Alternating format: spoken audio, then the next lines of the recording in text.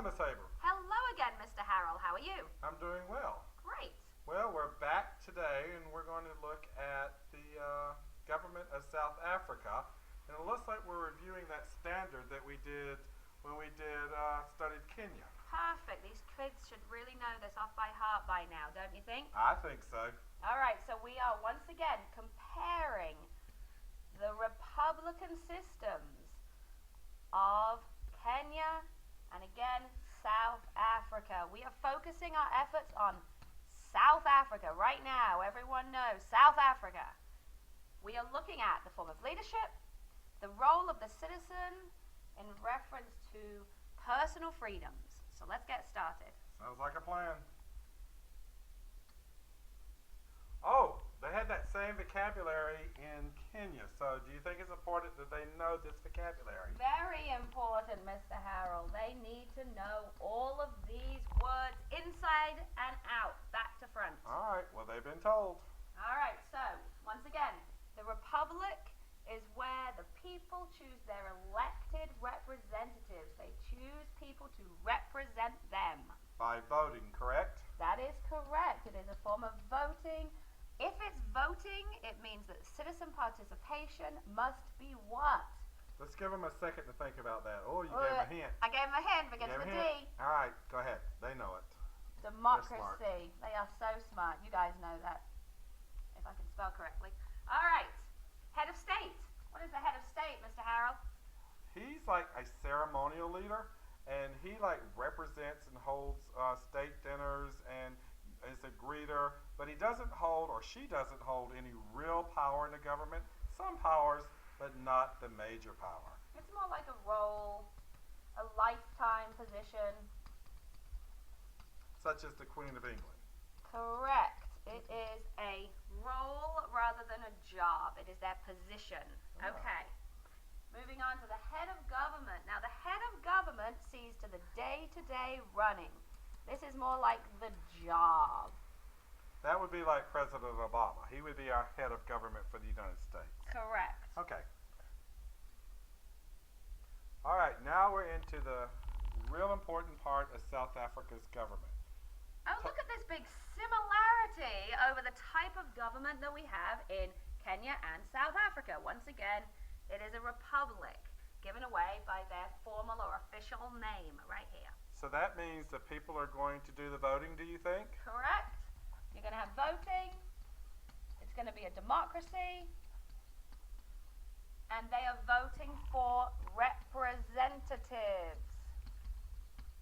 Now that sounds very similar to Kenya. It does. There is a difference in this South Africa government, and that is mainly looking at the head of government role. Although it is still the president, the title of the leader, he or she is elected by parliament. So what type of democracy do you think it is, kids? Do you think it's a parliamentary democracy or a presidential democracy? All right, let me think about this for a second on their behalf. So it's elected by parliament. Let me ask you this. Do the people get to vote for the head of government, the president in this case? Are you asking me? Yes. Or the kids? That they do not. The people do not directly get to choose their president like we do in America or in Kenya. The people get to choose directly and they vote for that specific individual. However, Parliament chooses, so the majority party will choose the president. Oh, so that's similar to when we studied Israel. That is correct. Oh, okay. So it's the same kind of process that Israel has.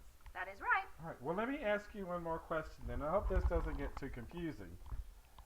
In Israel, they call their head of government prime minister. Correct. But in South Africa, they call it president. Do you think that it's the same job, basically? They just have a different title for it?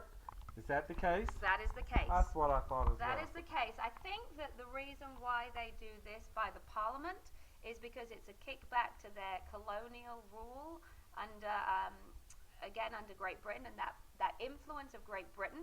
So they may have liked the way that the parliament chose the leader, but for some reason they chose the title of president to encompass the role that they have as their head of government. Rather than prime minister. Correct. Okay, I understand. So they call their head of government president, even though it is elected, he or she is elected by parliament. That is correct. Okay, I understand that.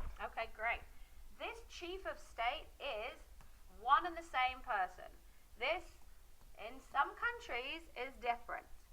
In this case, our chief of state, so our ceremonial leader, the person who holds those dinners and sort of is the figurehead, the face behind the country, they are the same person in South Africa. If you recall, when we looked at the movie Invictus, you had Nelson Mandela, who was the first black president of South Africa after the end of apartheid, and he had both roles. He was entertaining dignitaries, and he was also running the day-to-day business. Same person. Okay, I understand that. All right, legislative branch. So they have two houses. Yep. All right. So Is that the same or different than Kenya? The same.